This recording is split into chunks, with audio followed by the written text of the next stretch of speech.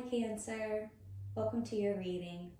Thank you for being patient. I know it's not always easy being one of the last signs to be read for in a month, but I do believe in divine timing, so I appreciate you for being patient because I know that sometimes it's not easy to be patient when you feel like you're ready to hear a message or you need a message or you need something to just kind of help you realign yourself, just looking for something, and I get that. But welcome, and if you resonate with this reading, please like, share, and subscribe. All the information that you would possibly need about me and the extended version of this reading will be in the description box below. So we're going to go ahead and dive on in.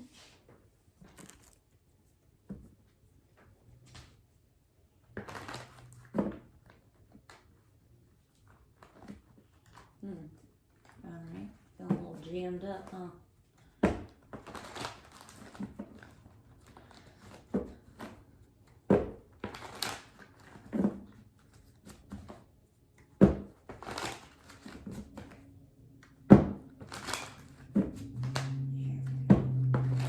Maybe in the beginning of March you felt like things felt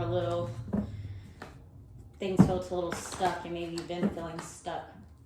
Even maybe you're feeling stuck now, but either you are beginning to feel more of a flow in your life or you're working towards it.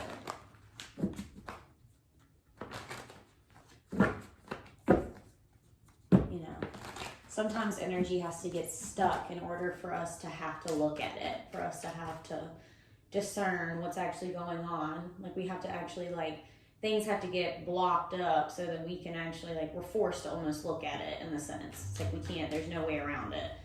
So it's good, and everything happens for us in a way.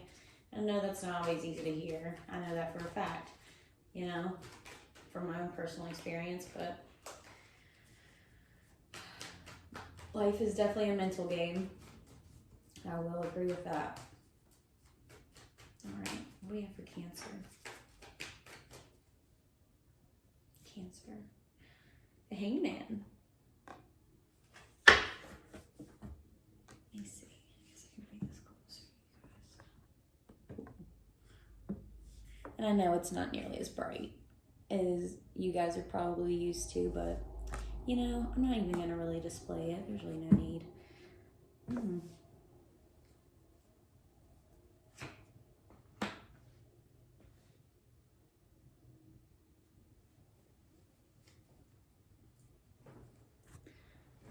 So the first card that popped out was the Hangman. And I guess I'll just show you guys. The Hangman. Okay. So that was your first card. So the Hangman is all about getting perspective on so the Hangman is an external situation. The Hermit card is more internal. So this is you gaining a lot of clarity around your circumstances, around just your life, a situation that's playing out, something.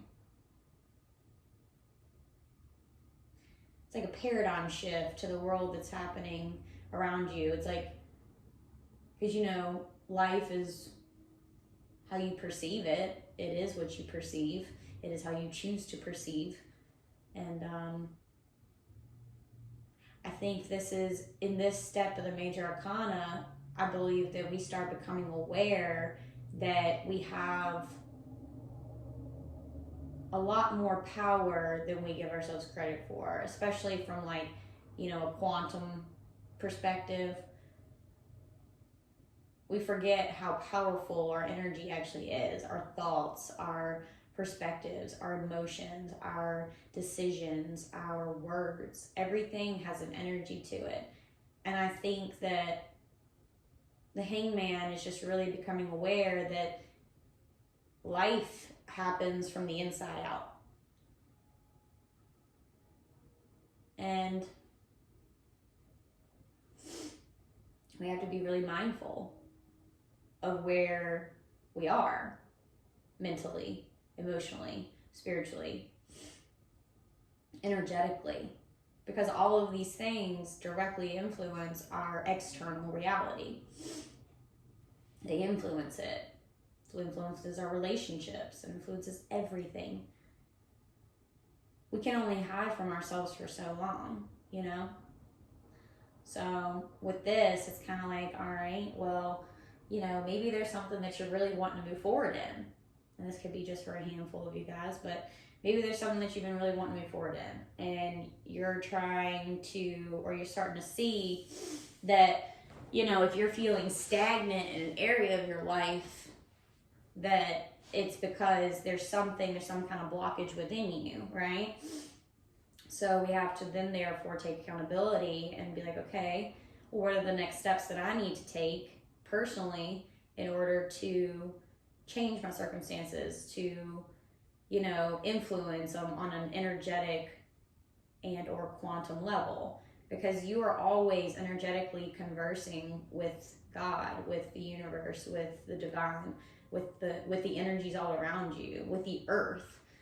Like, this is, I mean, it's science. So we therefore, like, it's like, we can feel sorry for ourselves. We can have these piss poor attitudes all we want. We can distrust people. We can have these self-sabotaging behaviors all day long. Like, you're entitled to choose that life for yourself. But what happens is that it just keeps you at bay from the life that you want to actually live, from enjoying the relationships you actually want to enjoy.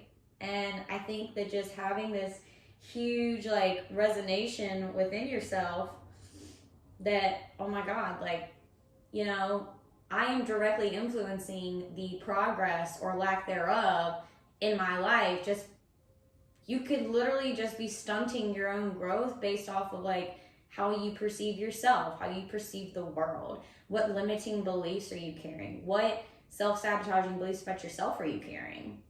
What limitations are you placing on yourself, like, that you don't even realize that you're doing?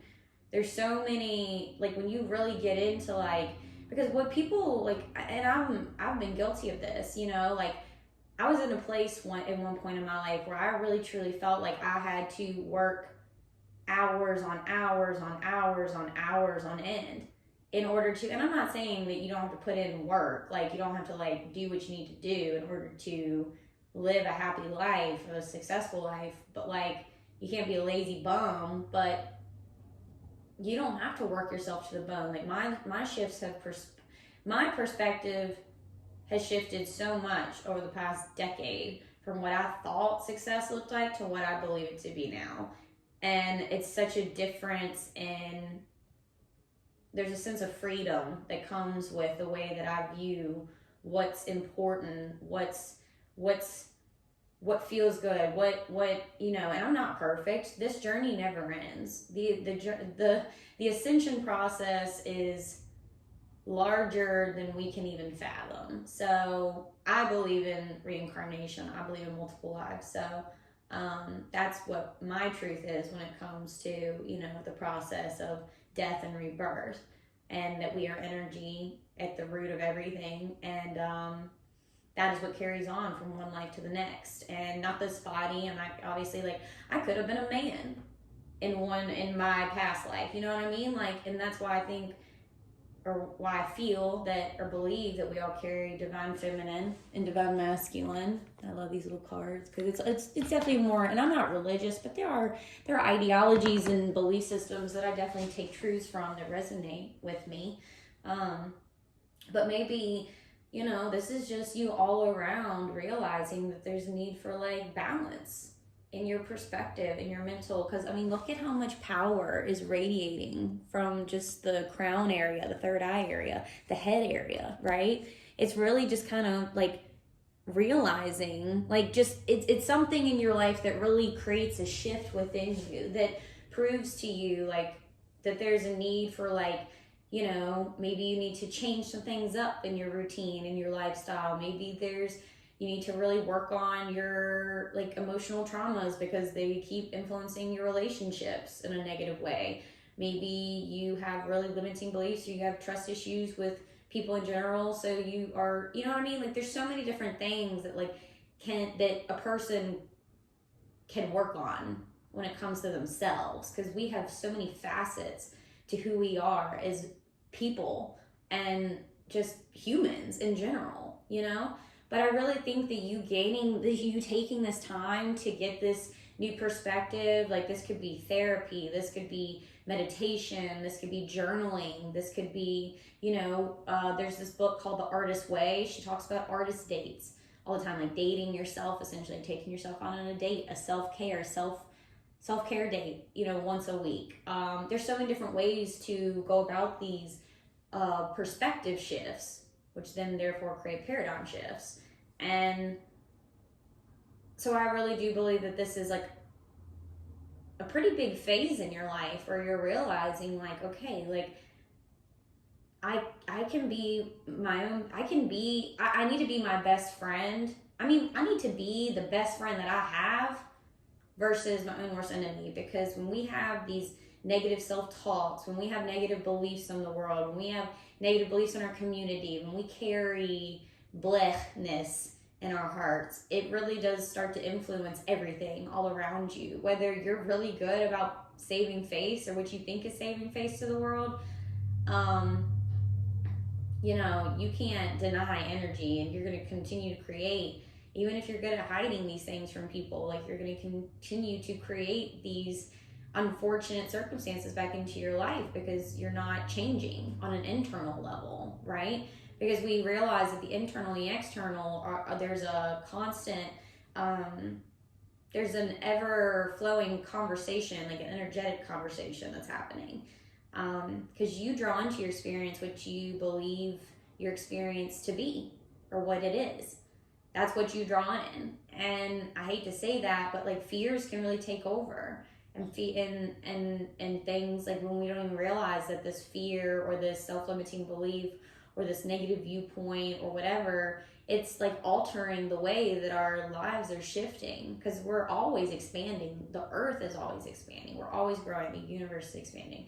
God is always expanding. And so we have to keep up with that. And when we don't choose to look within to have that kind of, energetic shift, things feel really hard and feel really depressing and feel really stressful and overwhelming. And so that's where I think that once you do all of this, the secondary card that came up was the 8 of Wands. And that's just like, for me, that's like moving forward very quickly, passionately. It could be communication.